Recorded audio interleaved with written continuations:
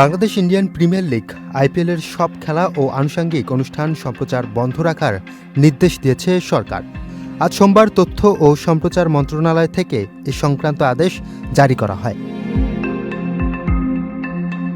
মন্ত্রণালয়ের এক চিঠিতে বলা হয়, কোনো যৌক্তিক কারণ ছাড়াই কলকাতা নাইট রাইডার্স দল থেকে বাংলাদেশি পেসার মোস্তাফিজুর রহমানকে বাদ দেওয়ার সিদ্ধান্তে বাংলাদেশের জনগণকে ব্যথিত, মর্মান্ত ও ক্ষুব্ধ করেছে।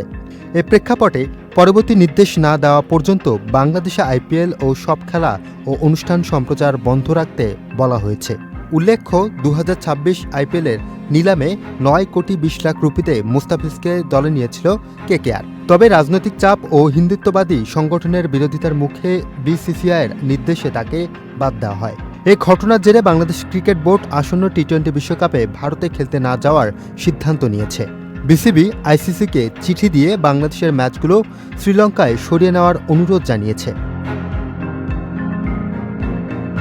এদিকে দেশের ভেতরেও ক্রিকেট আয়োজন নিয়ে দেখা দিয়েছে নিরাপত্তা অনিশ্চয়তা। বিপিএলে সিলেট পর্বে ম্যাচে নিরাপত্তা দিতে পারবে না বলেও বিসিবিকে চিঠি দিয়েছে সিলেট মেট্রোপলিটন পুলিশ।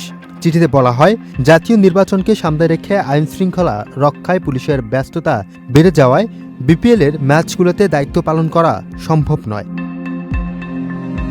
এ বিষয়ে বিপিএল গভর্নিং কাউন্সিল জানিয়েছে, এই মুহূর্তে সিলেট থেকে বিপিএল সরানোর সুযোগ নেই। প্রয়োজনে সেনাবাহিনী ও বিজেপির সহায়তা নিয়ে 12 জানুয়ারি পর্যন্ত সিলেটে ম্যাচ আয়োজন করা হবে।